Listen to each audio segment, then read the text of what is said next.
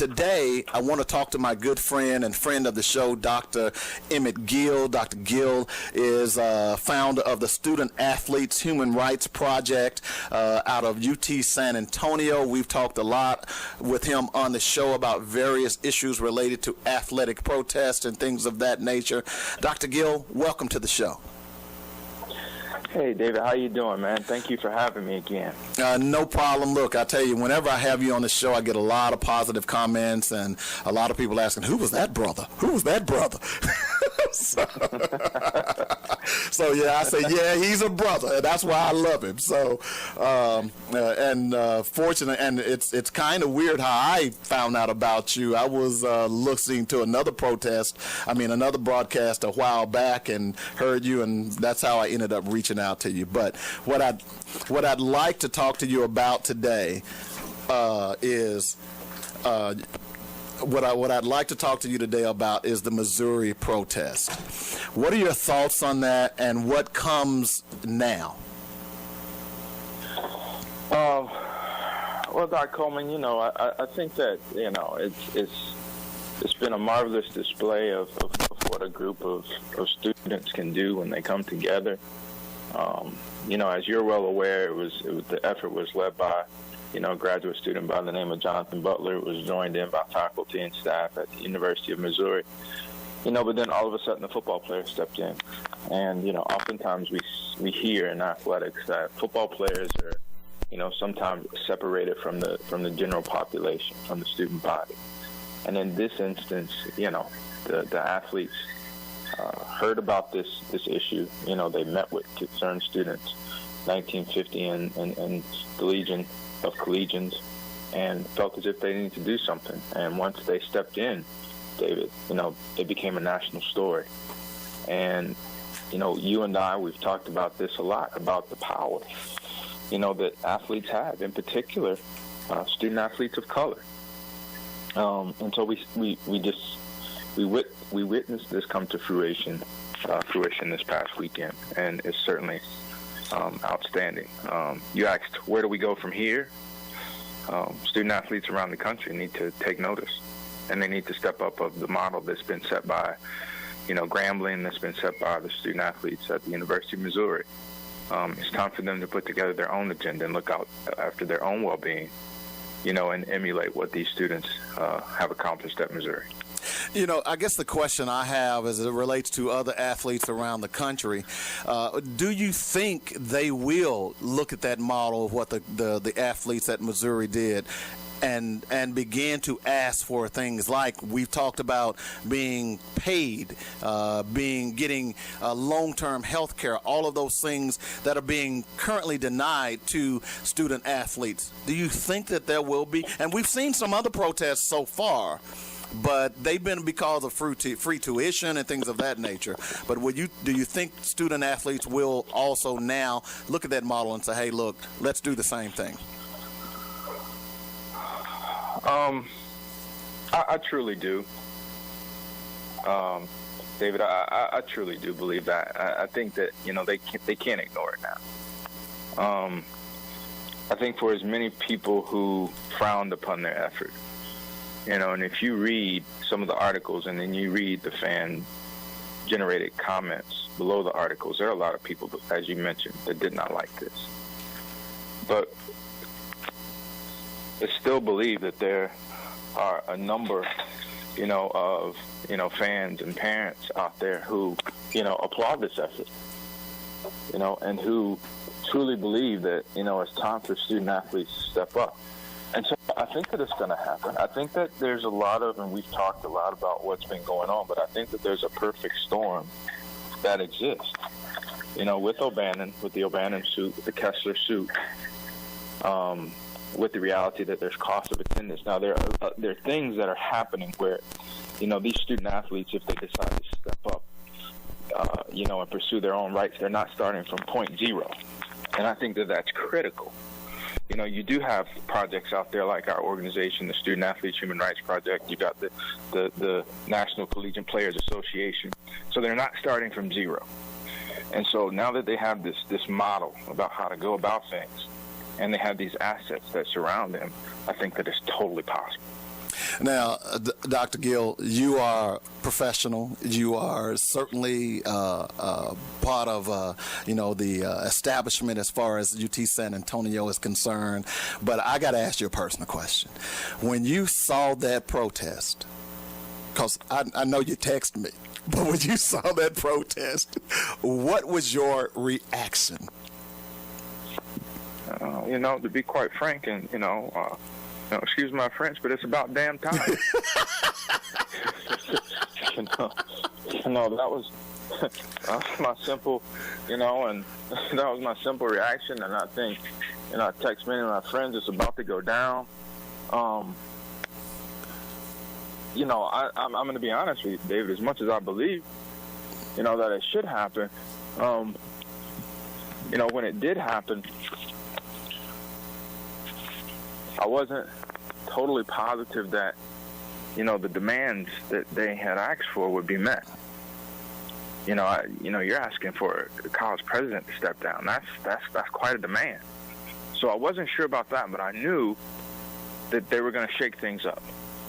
And, so I was just totally amazed and proud, that these student athletes stepped up. And, just think about it. I mean, just think about what they did. They contributed to the resignation of a college president and chancellor in probably less than 48 hours. I mean, that's quite amazing. Yeah, it was certainly amazing to me. I was here at the station, and I was monitoring it all weekend. And, of course, when the president stepped down, I was literally screaming to some of the other people here. And they were like, this guy's lost his mind. And I said, you all don't understand what just happened. This is something that I've been talking about for the longest that needs to be done. But certainly we understand why he stepped down, because, Missouri was going to have to pay BYU $1 million for them coming to play this weekend, and including they were going to lose all the residual income that was going to be from concessions, ticket sales, the local restaurants, and so on and so forth. But I guess the question now is, do you know of any organizing efforts or one body who can go and help other athletes at other universities to organize and choose those particular issues that affect them and how they can be more effective? Or are we just happy that happened and everything's hunky-dory now? No, David, I don't think that we're just happy that it happened. I think that there are things that are happening, both nationally and within the project. I can only speak on our behalf. I know that we've had serious conversations this past week about how to capitalize on this effort. I think what's important, David, is that, we have to consider the needs of the student athletes and that they have to have a voice. And so one of the challenges is surveying student athletes and getting them involved. And that's critical. This can't be an effort like O'Bannon or Kessler where others are leading the charge. Student athletes have to lead the charge as they led the charge at Missouri. So our organization right now is trying to figure out how to get in intimate contact with the student athletes. We have a broad idea of what the issues are, but get some specifics on how they can be resolved and what the student athletes actually want. And then we're going to think about strategies that they will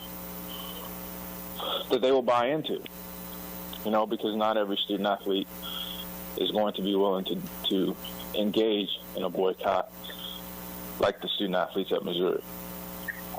So right now our first step is sort of to conduct a needs assessment, if you will, and see who's in. And, then we're going to move from there. But I don't think that our organization will be the only organization that, engages in trying to further the positive outcomes from the Missouri boycott. At what point will the Student Athlete Human Rights Project begin that process of trying to query athletes across the country and get their I guess, their tenor of what they want done, because I think certainly there needs to be a protest. At least a formulary of what needs to be done, and then submit it to those who want to participate. At what point were you guys and your organization began to do that? We're going to start in the coming weeks.